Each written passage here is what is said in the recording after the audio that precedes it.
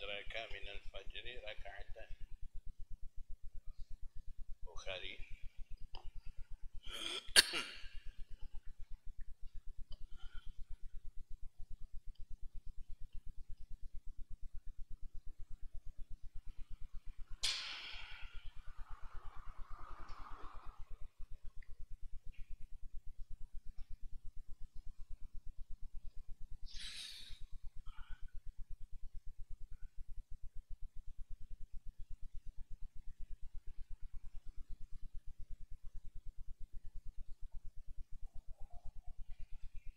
Tak sini.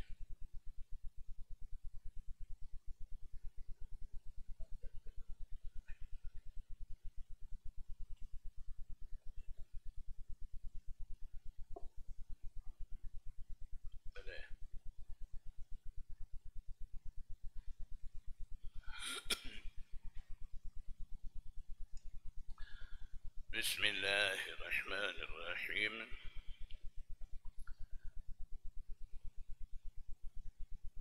Babu man adraka minal fajri raka'atan.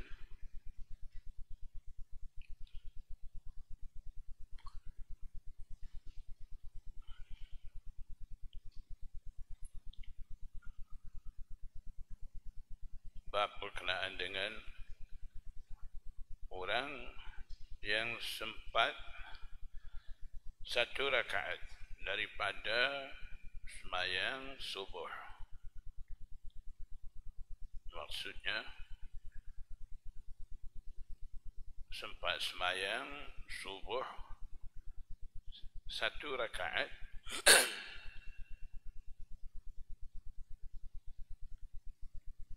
ketika itu terbit matahari.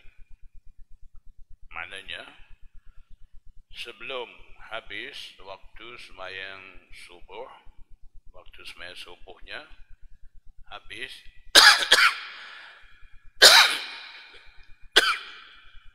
ketika terbit matahari. Jadi orang sembahyang tu dia sempat satu rakaat sahaja sebelum terbit matahari. Jadi satu rakaat dia sembahyang sebelum terbit matahari, satu rakaat lagi dia teruskan sembahyang tu tengah terbit matahari ataupun sudah selepas terbit matahari.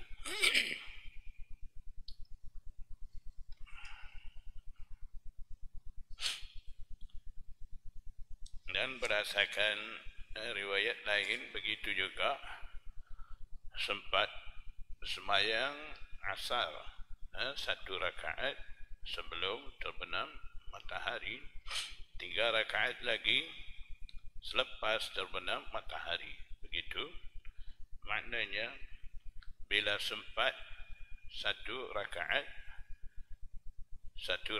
itu maksudnya sempat rukuk sebelum terbit matahari, tu kira dah dapat rakaat tu.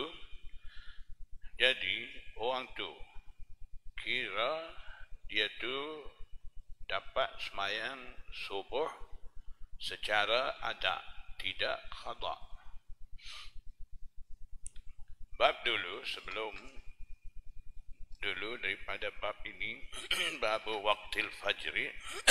Di situ Imam Bukhari dah pun nyatakan waktu ibtida, waktu permulaan subuh. Di situ dalam bab ni berterusan, dalam bab ni berikutan dengan bab tu. Berikutnya Imam Bukhari nyatakan bab ni. Jadi maksudnya bab ni Imam Bukhari nyatakan akhirul waqtil fajri. Bab dulu awal waktu fajr, bab ini akhir waktu fajr. Maknanya waktu fajr subuh mula daripada selepas terbitnya subuh sadiq sudah ketika terbit, sebelum terbit matahari. Haddatsana Abdullah ibn Maslamah an Malik an Zaid ibn Aslam an Atha ibn Yasar wa an Busr ibn Sa'id wa an al-A'raj yuhaddithunahu an Abi Hurairah anna Rasulullah sallallahu alaihi wasallam qala. Riwayat daripada Abu Hurairah, Nabi sallallahu alaihi wasallam bersabda, man adraka min as-subhi rak'atan qabla an tatlu'a asy-syamsu faqad adraka as-subha. Sesiapa sempat satu rakaat daripada sembahyang subuh sebelum terbit matahari, maka dia tu sempat sembahyang subuh. Sempat maksudnya sembahyang subuh dia tu tidak jadi qada, kira ada dalam waktu dapat tunai dalam waktu subuh. Wa man adraka rak'atan min al-'asri qabla an taghruba asy-syamsu faqad adraka al-'asra. Dan begitu juga orang sempat satu rakaat sembahyang asar sebelum terbenam matahari, maka dia tu juga dikira sempat sembahyang asar. Jadi berdasarkan hadis ni, orang sempat satu rakaat sebelum terbit matahari dan sempat juga satu rakaat sebelum terbenam matahari, jadi orang tu dapat sembahyang subuh dan sembahyang asar tidak dikira qada. Cuma ada ikhtilaf di sisi a'immah mujtahidin, seperti mana minggu-minggu lepas saya dah bagi tahu. Di sisi Imam Abu Hanifah, kiraan bagi waktu sembahyang asar tu sama dengan a'immah salasah. Waktu subuh tu agak beza sedikit dengan dia. Jadi di sisi Imam Abu Hanifah, sembahyang asar tu kalau sempat satu rakaat sebelum terbenam matahari sama dengan a'immah yang lain, kiranya orang tu sempat sembahyang asar tidak qada. Kalau orang sembahyang subuh tu di sisi Imam Abu Hanifah, di sisi ulama Ahnaf, sembahyang subuh tu mau selesai sebelum terbit matahari. Kalau tengah duk sembahyang, sama ada dia ni tinggal sikit lagi nak bagi salam dah tiba-tiba terbit matahari, kiranya tidak sah dah sembahyang subuh dia, jadi qada walaupun sempat satu rakaat sekalipun. Itu ijtihad Imam Abu Hanifah tu macam mana berdasarkan apa kiraan dia, saya dah bagi tahu. Jadi jangan bawa cerita pula Imam Abu Hanifah ni bercanggah dengan hadis sahih. Selepas ni kita akan jumpa pula, mungkin malam ni sempat baca Imam Malik dalam bab waktul karahah, dia kiraan dia tidak sama dengan a'immah salasah yang lain. Dan hadis kita akan baca yang ada dalam Sahih Bukhari itu kira-kiranya bercanggah dengan ijtihad Imam Malik tu. Sedangkan hadis yang menepati dengan pegangan a'immah salasah tu, maknanya nyatakan hadis yang menyatakan waktul karahah ada tiga tu, bermakna di sisi Imam Malik ni waktul karahah dia kira dua saja. Waktu zawal ni dia tak kira waktul karahah. Jadi ijtihad Imam Malik di situ bercanggah dengan hadis yang menyatakan waktul karahah ada tiga. Sedangkan berkenaan dengan waktul karahah ada tiga tu, Imam Malik sendiri riwayat dalam Muwatta Imam Malik dia tu.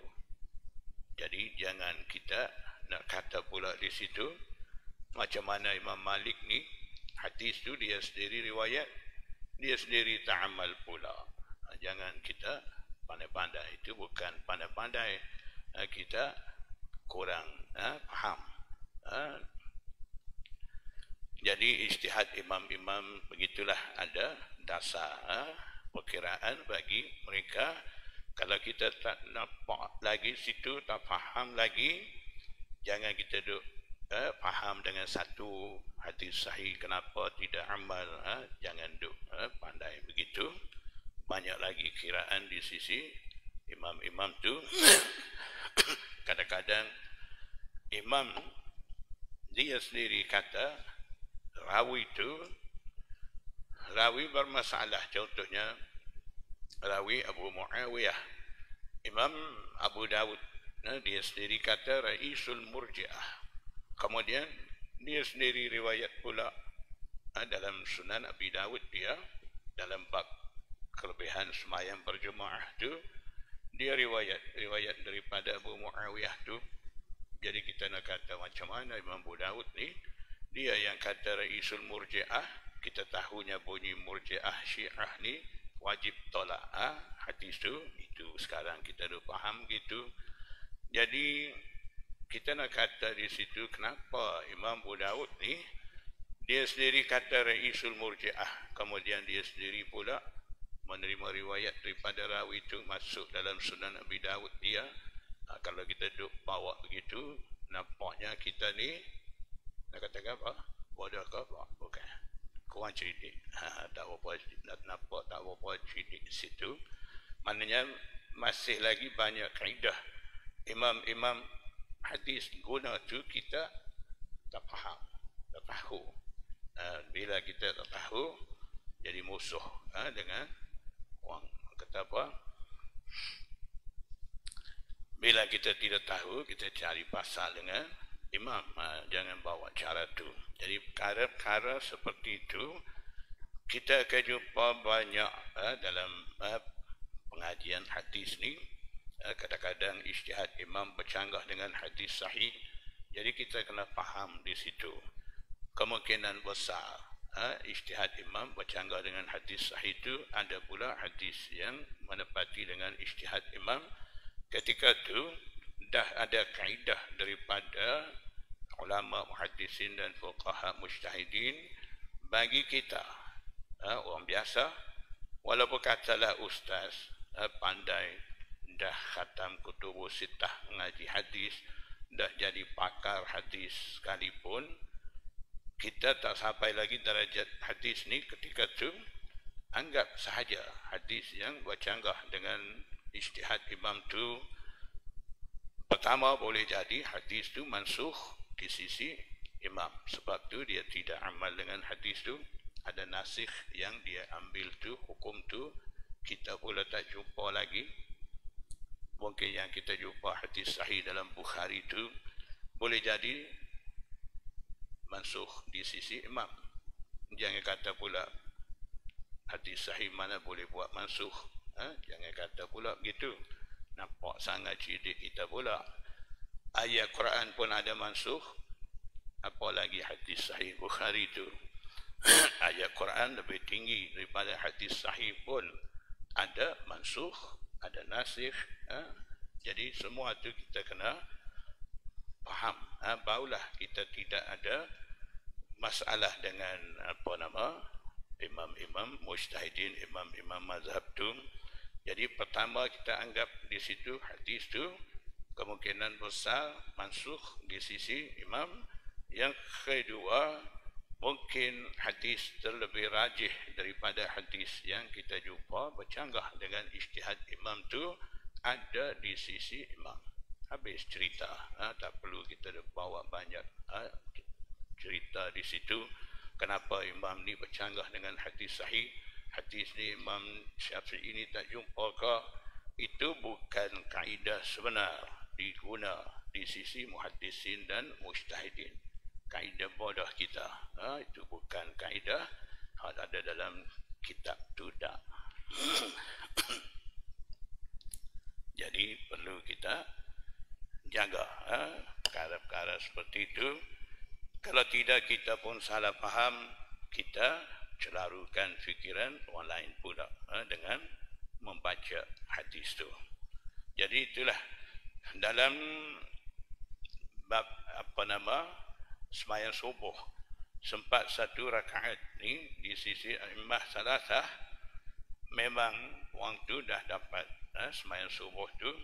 Di sisi Imam Abu Hanifah sembahyang asar dapat sebelum terbit terbenam matahari 1 rakaat dia sempat sembahyang tu, kira dia dah dapat sembahyang asar. Kalau sembahyang subuh tak dapat, maknanya dia kena sembahyang semula selepas daripada terbit matahari terbit matahari itu.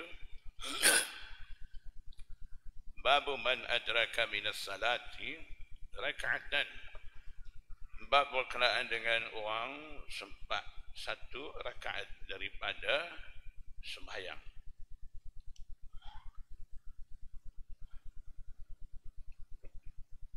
Jadi yang tadi pun maksud terjematul bab tu, orang sempat 1 rakaat, ini pun sempat 1 rakaat juga. Apa beza? Jadi maksudnya yang bab dulu di situ ada kaid, ada syarat yang sempat 1 rakaat tu sembahyang subuh, dan dalam hadis pula ada sebut sembahyang subuh dan sembahyang asar sekali. Jadi dalam riwayat daripada Imam Baihaqi dalam kitab As-Sunanul Kubra, di situ pula mutlak, tidak ada kait, tidak muqayyad dengan subuh dan asar.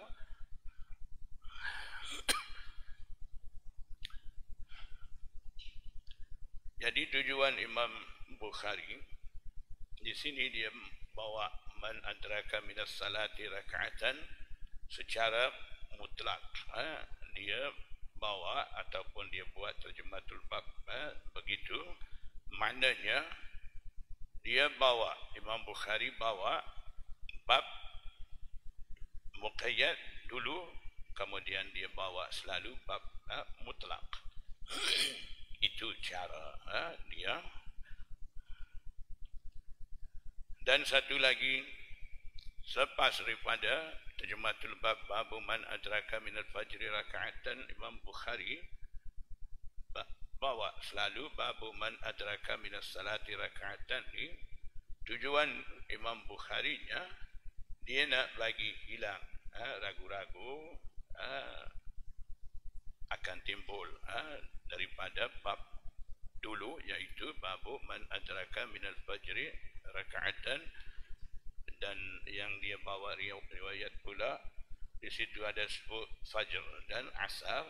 Jadi Imam Bukhari bimbang takut salah faham di situ. Yang sempat 1 rakaat bagi semayang, kira semayang tu ada tidak jadi khata' ni hanya waktu semayang subuh dan asar, waktu lain tidak. Takut salah anggap ataupun salah tafsir dengan terjematul bab dan hadis bab baru baca sebentar tadi. Jadi sebab itulah Imam Bukhari bawa bab ini, man adraka minas salati raka'atan ni.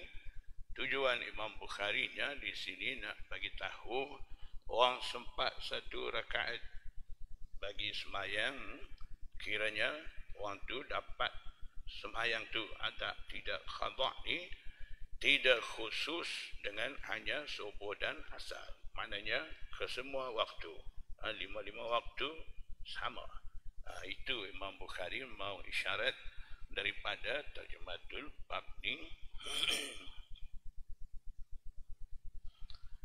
حدثنا عبد الله بن يوسف قال حدثنا مالك عن ابن شهاب عن أبي سلمة بن عبد الرحمن عن أبي هريرة أن رسول الله صلى الله عليه وسلم قال من أدرك ركعة من الصلاة فقد أدرك الصلاة.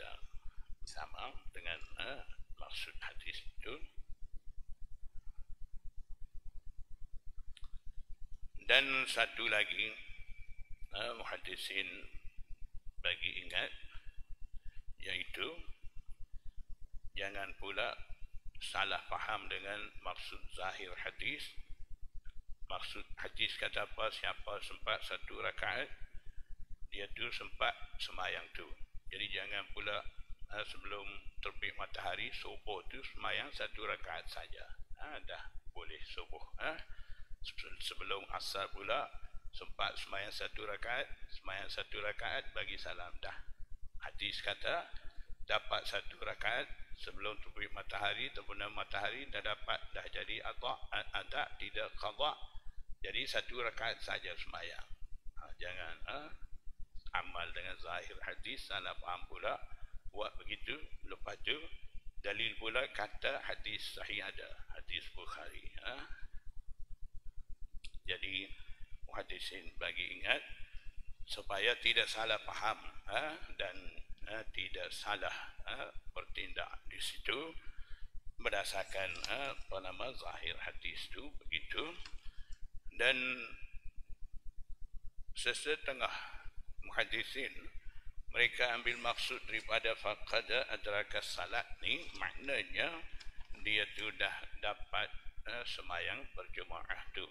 Jadi dia sempat satu rakaat saja, satu rakaat lagi tidak sempat tu, maknanya dia pun kiranya dapat juga faqada adrakal jamaah. Ada setengah ta'wil maksud begitu.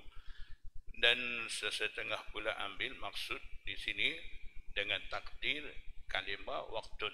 Maksudnya faqada adraka waqtas salati. Dia dah sempat waktu semayang. Maknanya sempat semayang subuh dan asar tu dalam waktu dia. Subuh dalam waktu subuh, asar dalam waktu asar, walaupun sebahagian semayang saja sempat dalam waktu tu, kiranya dia tu dapat juga semayang tu, pahala semayang tu, sempat waktu semayang tu. Itu semua makna merangkumi dalam maksud tu. Babu salati ba'dal fajri hatta tartafi'a syamsu.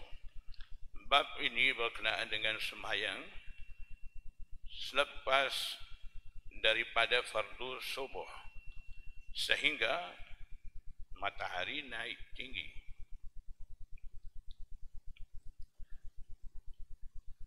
Jadi tidak kata di sini sembahyang selepas fardu subuh sehingga terbit matahari. Tidak begitu. Jadi dalam terjemahatul bab ni Imam Bukhari dia guna kalimah tartafi' dalam hadis di bawah ni. Hadis bab tu di situ pula hatta tashruqa syams. Tashruq maknanya tatlu' sehingga terbit matahari. Jadi sehingga terbit matahari itu maksudnya sehingga matahari itu naik tinggi. Itu dalam terjemah tu, terjemahatul bab tu, Imam Bukhari huraikan, syarahkan maksud kalimah hadis hatta tashruqa syamsu tu.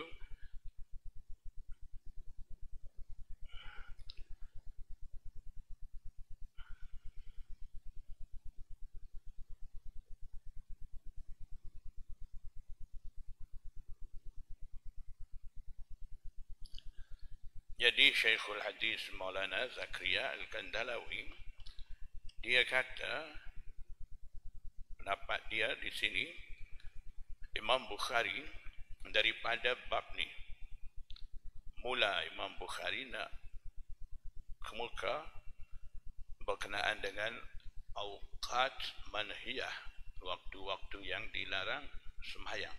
Akan mula daripada sini dan kita akan baca 3 bab berturut-turut berkenaan dengan waktu larangan sembahyang tu, waktu yang dilarang sembahyang tu.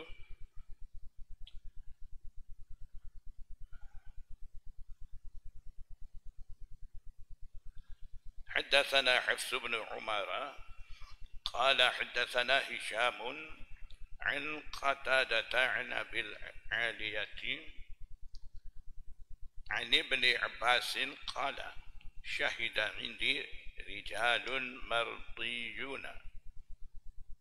Riwayat daripada Abdullah bin Abbas, dia kata beberapa ramai orang yang mana aku menyukai, meridai mereka hadir di sisi aku. Maksudnya ada ramai datang di sisi Abdullah bin Abbas.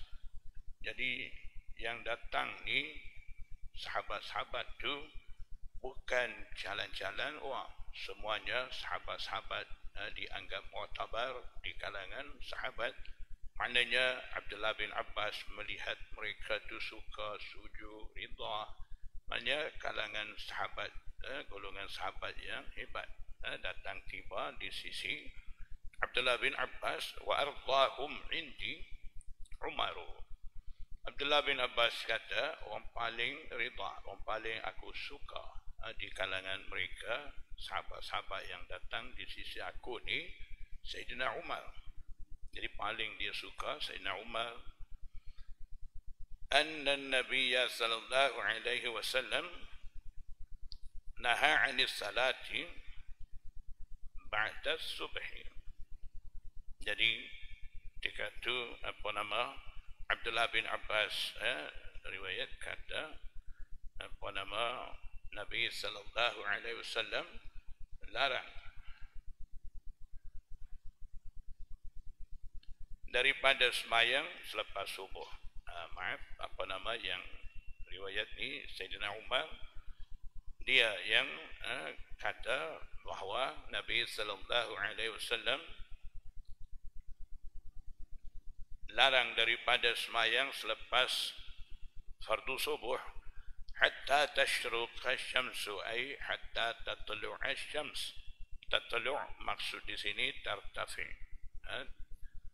Terjemah atas tadi dah Imam Bukhari sebut hatta tartafi asy-syams tu kiranya tafsir ke kalimah tashruq. Terjematul bab seperti itu di sisi muhaddisin namanya terjemah syarihah. Maknanya kalimah dalam terjematul bab tu akan syarah, akan tafsir maksud dalam kalimah dalam hadis tu. Jadi tidak kata larang daripada sembahyang sunan nawafil selepas fardu subuh sehingga terbit matahari. Selepas saja terbit matahari itu boleh dah sembahyang sunan nawafil itu, tidak maksud tu. Maknanya selepas daripada terbit matahari itu tunggu lagi sekejap sehingga matahari itu naik tinggi setinggi satu lebih kurang satu lembing, tinggi satu lembing, begitu barulah mula boleh sembahyang sunan nawafil begitu. Wa ba'dal asri hatta taghruba. Dan juga Nabi sallallahu alaihi wasallam larang sembahyang sunan nawafil selepas fardu asar sehingga terbenam matahari. Haddatsana Musaddadun qala haddatsana Yahya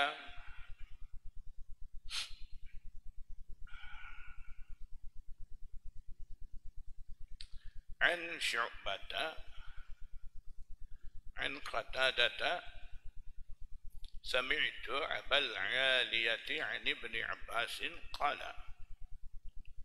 Jadi riwayat tadi hadis bab kita dah baca ni, tengok balik sanad tu, di situ ada an Qatadata an Abil 'Aliyati 'an Ibni Abbas, kan? Jadi ni di sini juga Imam Bukhari bawa satu sanad daripada Musaddad. Di situ pun ada an Qatadata sami'tu Abal 'Aliyati 'an Ibni Abbas. Tiga sama, Qatada bil 'Aliyah 'an Ibni Abbas. Imam Bukhari bawa sanad ni tujuannya dalam sanad hadis bab tu disebut an Qatadah an Abil Aliyah. Qatadah ni riwayat daripada Abil Aliyah tu dengan menggunakan kalimah an. Dan Qatadah ni masyhur ataupun dituduh sebagai seorang rawi tadlis, mudallis. Apa tadlis? Rawi ada tabiat ataupun adat rawi itu bila dia riwayat dia sembunyikan syekh dia, kemudian dia gini sebah kepada syekhus syekh, syekh punya syekh dia tu kemungkinan besar syekh dia tu masyhur ketika tu rawi dhaif ataupun muda pada dia segan nak sebut syekh tu, dia pergi sebut syekh punya syekh selalu, syekh tu juga masih hidup masa tu semasa dengan rawi tu. Jadi riwayat dengan cara tu dikatakan tadlisul isnad. Kalau rawi tu dia gini sebah kepada syekh dia betul-betul, maknanya tidak sembunyikan nama syekh tu, cuma dia bawa satu cara hilah di situ. Dia tak sebut nama syekh dia betul-betul, dia sebut kunyah yang tidak masyhur bagi syekh tu. Jadi bila sebut gelaran tu, orang duduk setempat, orang tempatan pun tidak jam gelaran ni bagi orang ni. Dia sebut dengan cara tu tak mau bagi nampak dia ni riwayat daripada syekh tu. Caranya lebih kurang sama dengan tadi langsung tidak sebut nama syekh, yang ni sebut syekh tapi tidak sebut nama, dia sebut gelaran yang tidak masyhur, orang tidak jam dengan gelaran tu rawi tu. Itu panggil tadlisus syuyukh. Jadi Qatadah ni masyhur ataupun dituduh, kata orang dia ni suka riwayat secara tadlis. Jadi maksudnya bila kata tadlis di situ maknanya rawi itu tidak ada sama, tidak dengar hadis daripada syekh dia betul-betul. Timbul cerita tu. Jadi kerana dalam hadis bab tu Imam Bukhari dah riwayat sanad dia masuk ni an Qatadah an Abil Aliyah. Qatadah daripada Abil Aliyah dengan an anah riwayat. Jadi dengan an tu boleh jadi di situ ada ragu-ragu tadlis. Jadi nak bagi hilangkan ragu-ragu tu, Imam Bukhari bawa satu sanad lagi, maknanya Qatadah dalam bab ni, dalam hadis ni, dalam sanad ni tidak ada tadlis. Dia memang dengar hadis ni daripada Abil Aliyah. Itu Imam Bukhari nyatakan an Qatadah sami'tu Abil Aliyah di situ. Dan satu lagi dalam sanad haddatsana Musaddadun tu, cuba kita tengok yang riwayat daripada Qatadah ni siapa dia. Yang riwayat daripada Qatadah ni Syu'bah, Imam Syu'bah Ibnul Hajjaj, Amirul Mu'minin fil hadis. Dia ni amat teliti, amat ambil berat tentang tadlis. Maknanya kalau rawi itu tadlis, dia tidak akan menerima riwayat daripada rawi itu. Jadi dalam sanad Musaddad tu nampaknya di situ ada Syu'bah yang menerima riwayat daripada Qatadah. Itu salah satu dalil Qatadah tidak tadlis dalam sanad ni. Kalau tadlis, Imam Syu'bah dia tahu, dia tidak akan ambil riwayat hadis ni. Itu satu. Imam Bukhari daripada haddatsana Musaddadun ni nak dalilkan yang tu. qala haddatsani nasun bihadza. Abdullah bin Abbas kata, orang ramai menceritakan kepada saya bihadza ay bihadzal hadis, dengan hadis seperti mana dia dah riwayat tadi itu. Haddatsana Musaddadun qala haddatsana Yahya bin Sa'id an Hisham qala akhbarani abi qala akhbarani ibn Umar qala qala Rasulullah sallallahu alaihi wasallam la taharrau, ay la tataharrau asalnya, maksudnya la taqsudu bisalatikum tulu'a syamsi wala ghurubaha.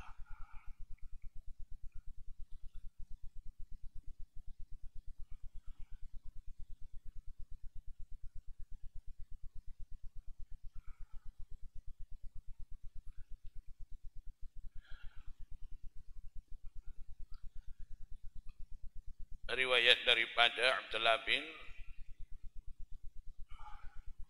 la taharrau bi salatikum tulu'a syamsi wala ghurubaha. Riwayat daripada Abdullah bin Umar,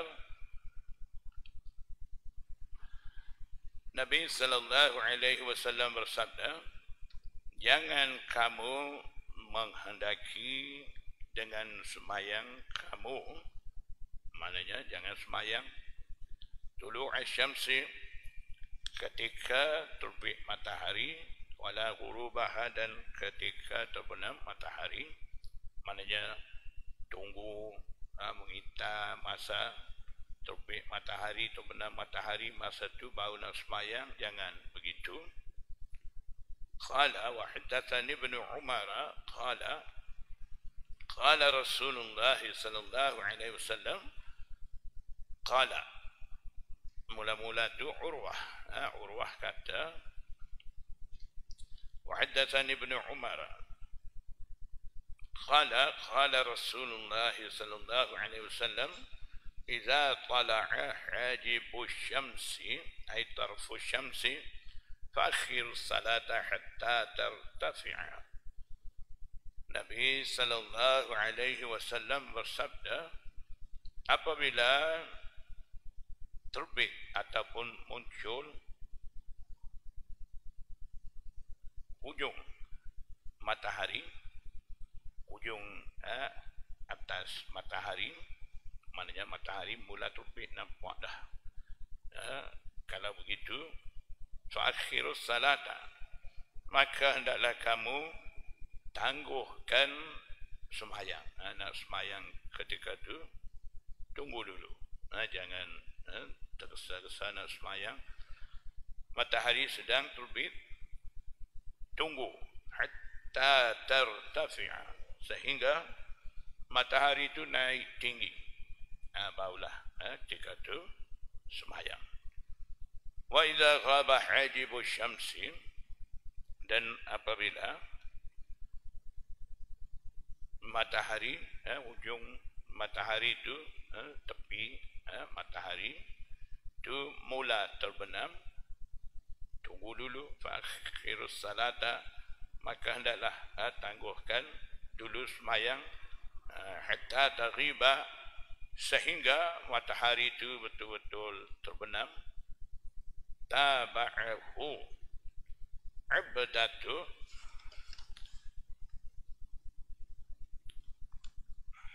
abdah mutaba'ah daripada Yahya. Haddatsana tadi atas tu haddatsana Musaddadun, haddatsana Yahya bin Sa'id. Jadi taba'ahu di sini maksudnya taba'a Yahya.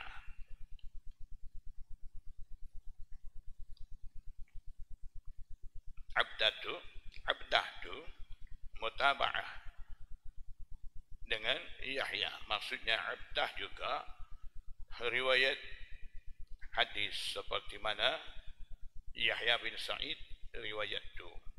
Jadi sanad dia mutaba'ah, turuk daripada Yahya bin Sa'id. Jadi seperti mana Yahya bin Sa'id riwayat daripada Hisham, begitu juga Abdah juga riwayat daripada Hisham. Jadi turutan daripada Abdah dalam sanad Musaddad tu dekat mana? Awal sanad ke dah masuk dalam sanad? Dah masuk dalam, maknanya pertengahan sanad. Kalau turut mutaba'ah tu daripada awal sanad, contohnya taba'ahu tu taba'ah Musaddad, Abdah ni mutaba'ah dengan Musaddad, seperti mana Musaddad riwayat daripada Yahya, dia pun Abdah pun riwayat juga daripada Yahya. Kalau begitu maknanya mutaba'ah tu fi awali sanad, pada awal permulaan sanad. Tapi di sini taba'ahu tu maksudnya taba'a Yahya Abdatu. Jadi mutaba'ah daripada tidak awal, katalah pertengahan. Jadi mutaba'ah tu berlaku daripada awal sanad. Di sisi istilah muhaddisin dinamakan mutaba'ah tammah. Kalau turut daripada tengah, tidak awal, itu dinamakan mutaba'ah naqisah. Jadi yang ni mutaba'ah ni tammah ke naqisah? Naqisah, sebab tidak daripada awal, tengah. Haddatsana Abd bin Ismail an Abi Umamah an Abi Usamah an Ubaidillah an Khubayb bin Abdurrahman an Hafs bin Asim an Abi Hurairah anna Rasulullah sallallahu alaihi wasallam, riwayat daripada Abu Hurairah, Nabi sallallahu alaihi wasallam bersabda, Nabi sallallahu alaihi wasallam larang, larang daripada dua jenis jualan. Wa an libsataini, dan juga larang daripada dua jenis cara pakaian. Dua jenis pakaian. Wa an salataini, dan juga larang daripada dua jenis sembahyang.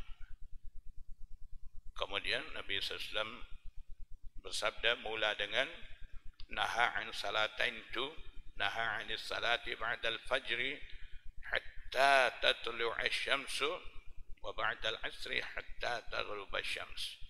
Nabi sallallahu alaihi wasallam larang sembahyang sunan nawafil selepas fardu subuh sehingga terbit matahari, wa ba'da al-'asri hatta taghruba asy-syams, dan selepas fardu asar sehingga terbenam matahari. Dua waktu itu dilarang sembahyang sunan nawafil. Jadi yang larang itu sembahyang dan ada juga harus sembahyang tidak fardu. Itu sembahyang itu kita akan bawa cerita tu dalam bab babu ma yusalli ba'dal asri minal fawaiti wa nahwiha. Bab tu akan baca, di situ kita akan bincang, sebab memang di situ ada kaitan dengan perbincangan tu. Wa'an ishtimali samma'i wa'anil ihtiba'.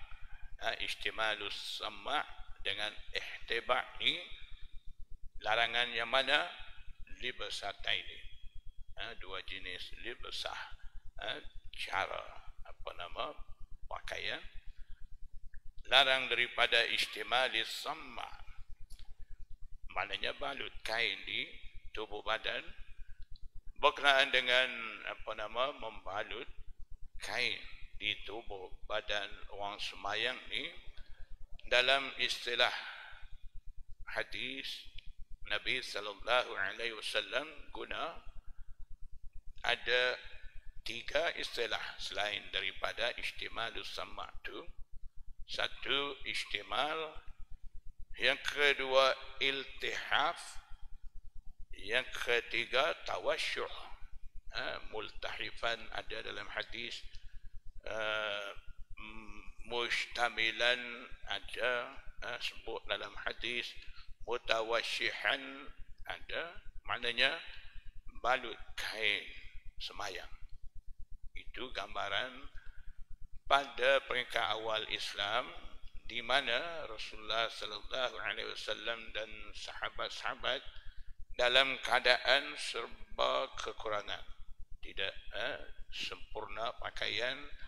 Jadi sahabat-sahabat ketika itu tidak cukup pakaian, izar, rida, pakai kain, pakai jubah nak semayang, tak cukup.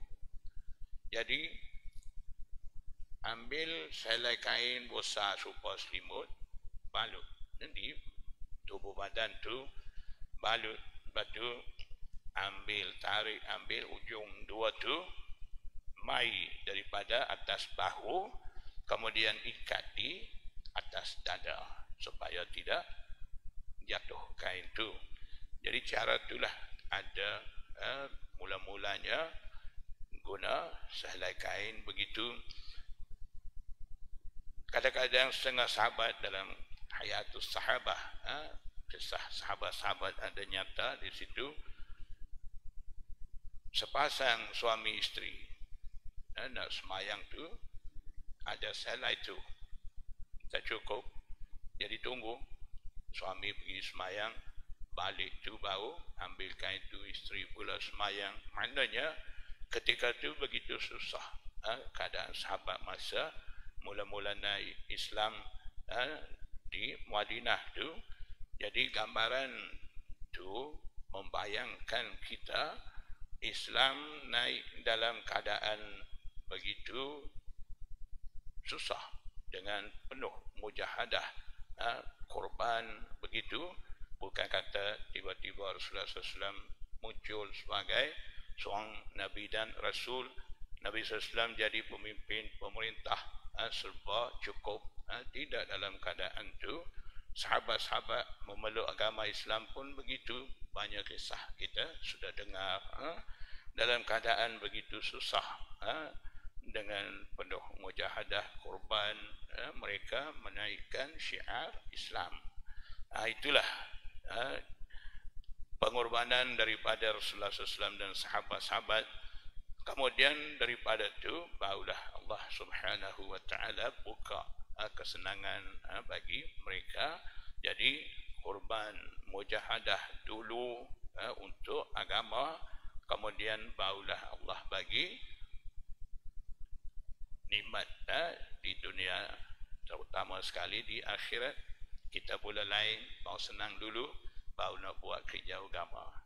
Itu beza kita dengan sahabat-sahabat dulu. Jadi ketika itulah keadaan sahabat-sahabat semayang dalam keadaan begitu iltihaf, istimal, tawasyuh, begitu. Jadi 3 cara itu diharuskan oleh Rasulullah SAW. Rasulullah SAW sendiri pun semayang juga cara seperti itu. Yang larangnya wa'an istimalis sama, istimal juga tapi ada tambah as-sama satu. Istimalus sama ni cara dia balut juga dengan sehelai kain besar tu. Yang tadi istimal, iltihaf, tawasyuh ni balut tangan duduk di luar kain. Maknanya balut ambil dari bawah tiak tu, kain tu mai, kemudian ikat di atas dada, tangan dua tu bebas, duduk keluar, tidak balut sekali tangan. Istimalus sama' ni balut semua sekali, hanya tangan duduk dalam kain, tidak keluar. Jadi itu Nabi SAW larang. Sebab apa? Bimbang di situ, takut-takut ketika rukuk, sujud kah, terjatuh, terlajak, tangan tak boleh nak tongkat, jatuh dengan muka kena dahi selalu. Maknanya ada beberapa ihtimal di situ. Sebab tu Nabi sallallahu alaihi wasallam larang semayang dalam keadaan begitu. Ihtimalus sama' tu. Wa 'anil ihtiba'i. Ihtiba' ni duduk mencangkung dengan sehelai kain. Pakai sehelai kain saja. Dia duduk pula duduk mencangkung. Apa kebimbangan di situ? Fi saubin wahidin yufdi bi farjihi ila samai. Mendedahkan kemaluannya ke langit. Maksudnya yufdi bi farjihi ila samai ni dalam riwayat lain, dalam riwayat Bukhari juga ada sebut di situ laisa ala farjihi minhu syai'un. Di sini apa nama fi saubin wahidin yufdi bi farjihi ila sama. Dalam riwayat lain dalam Bukhari juga babun ma yasturu minal aurah. Dalam bab tu di situ pula larangan sama daripada ihtiba fi saubin wahid. Di tempat jumlah yufdi bi farjihi ila sama' tu dalam riwayat lain tu ada laisa ala farjihi minhu syai'un. Maknanya naha 'anil ihtiba'i fi saubin wahidin laisa ala farjihi minhu syai'un. Jadi maksudnya yufdi bi farjihi ila sama' dengan laisa ala farjihi minhu syai'un tu sama. Maknanya terbuka kemaluan disebabkan dia duduk cara mencangkung begitu, kainnya terbuka, terdedah aurat dia. Cara duduk seperti itu juga dilarang. Wa 'anil munabadati wal mulamasah. Yang dua ni pula bai'atain. Naha an bai'atan tain. Al-munabadah wal-mulamasah maksudnya bai'ul munabadah wa bai'ul mulamasah. Munabadah daripada nabazun, nabaz maksudnya lempar. Munabadah ni dan juga mulamasah. Dua ni cara perniagaan yang masyhur di zaman jahiliyah. Munabadah, nabz, lempar. Lempar maksudnya orang jual ni, barang jual tu dia lempar kepada orang beli. Jadi orang beli ni dah sambut apa nama barang perniagaan tu. Kalau begitu bila dah lempar tu jadi jual dah. Maknanya orang beli tu kena belilah, kena ambil dah. Begitu juga mulamasah, sentuh barang jual tu, barang mana dia sentuh barang tu kira dia dah beli. Cara tu maknanya ini cara-cara zaman jahiliyah. Dalam cara jual beli begitu ada unsur-unsur penipuan ataupun apa nama lempar.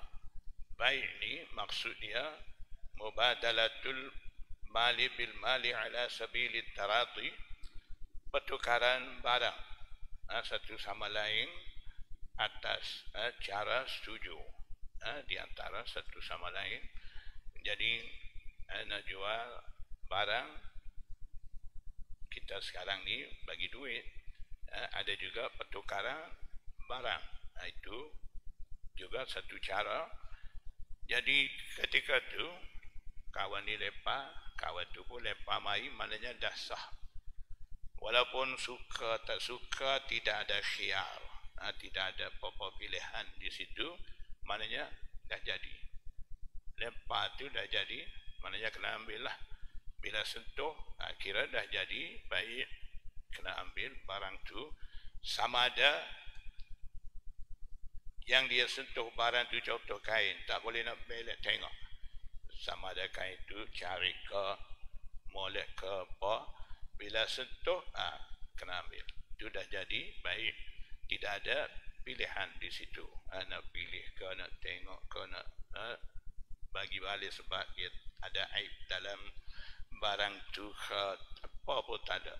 Jadi ini satu jenis baik berjalan dengan penipuan.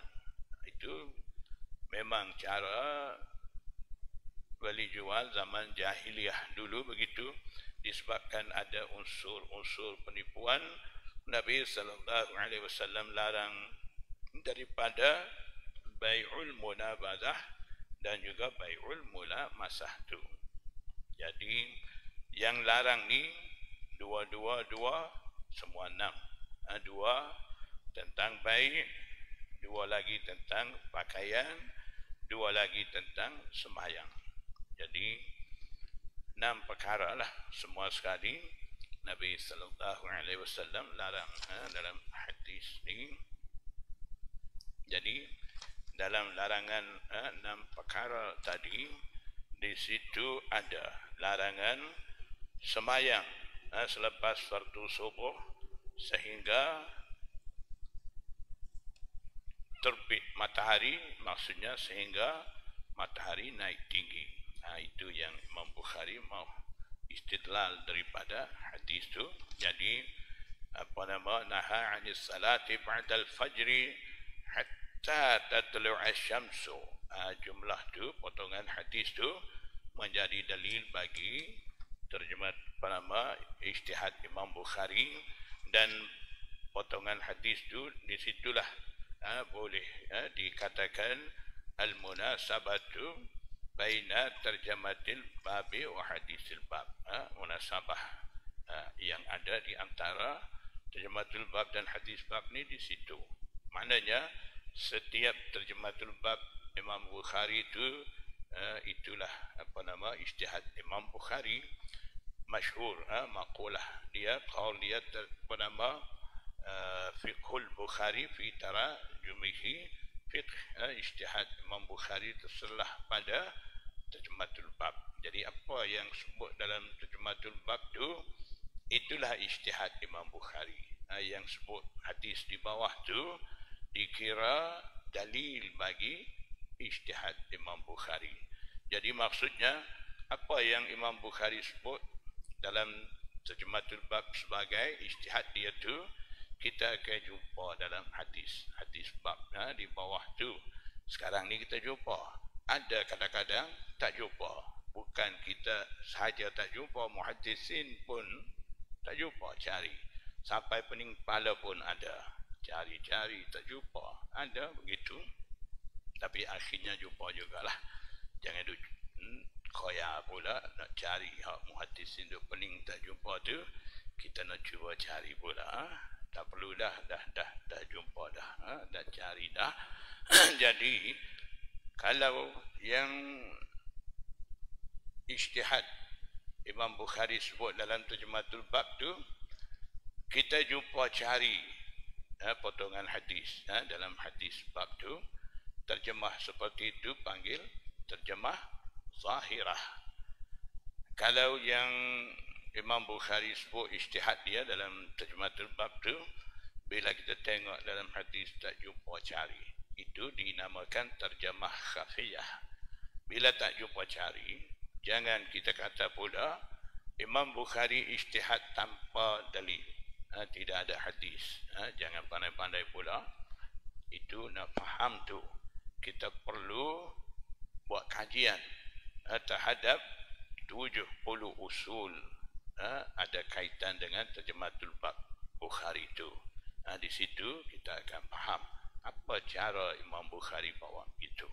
Itu 70 usul tu dah ada, muhaddisin dah siapkan, terutama sekali daripada Syekhul Hadis Maulana Zakaria Al-Kantalawi, dia yang susun 70 usul tu. Kalau kita mau cari-cari dalam kitab Al-Kanzul Mutawari Syarah Bukhari, di situ ada sikitnya 24 jilid. kitab tu. Tapi yang 70 usul tu dalam muqaddimah dia ada. Jadi perlu kita ambil faham semua tu, tak akan jadi masalah. Yang jadi masalahnya sebab kita tak faham. Bila kita tak faham, kita nampak imam salah. Itu penyakit sekarang ni. Jadi cuba kita belajar betul-betul, bagi faham betul-betul. Tengah belajar belum faham lagi betul-betul, tak cukup ilmu lagi, diam-diam dulu, jangan buka mulut cepat, salahkan imam lah apa, jangan begitu. Kalau dah belajar betul-betul, dah cukup ilmu, orang tu tidak akan kritik dengan alim ulama dulu dan imam-imam mazhab. Itu pepatah, kata-kata daripada Syekhul Hadis Maulana Zakaria Al-Kandhalawi. Apa dia kata? Dia kata, saya tu Maulana Zakaria lah, bukan saya ni makin lama belajar hadis, makin lama mengajar hadis. Lama mana Maulana Zakaria mengajar? Hampir 50 tahun lebih, hampir 60 tahun. Lama dia khidmat mengajar hadis, syarah kitab-kitab hadis. Yang lain, bidang lain pun dia mengajar, pandai semua, khususnya utamanya hadis. Jadi dia kata, makin lama saya belajar hadis, makin lama saya mengajar hadis, makin banyak saya tulis syarah hadis, makin itulah saya nampak kebenaran dalil-dalil imam-imam mazhab tu. Jadi bagi Maulana Zakaria ni, no komen dengan mana-mana imam mazhab. Tengok kau ni Imam Syafi'i, okey, dengan hujah dia, dalil dia. Imam Malik, baik, tidak ada masalah. Begitu. Kalau kita tak cukup ilmu ni, bila kaji, Imam Syafi'i di sini bercanggah dengan hadis sahih. Imam Malik tengok di sini, dia sendiri riwayat hadis ni dalam Muwatta Imam Malik. Patut keputusan dia pula bercanggah dengan hadis dia yang riwayat tu sendiri. Kenapa dia tidak amal? Jadi banyak celaru di situ, banyak timbul masalah. Berpunca daripada mana? Daripada tidak cukup ilmu kita. Bukan imam tu salah.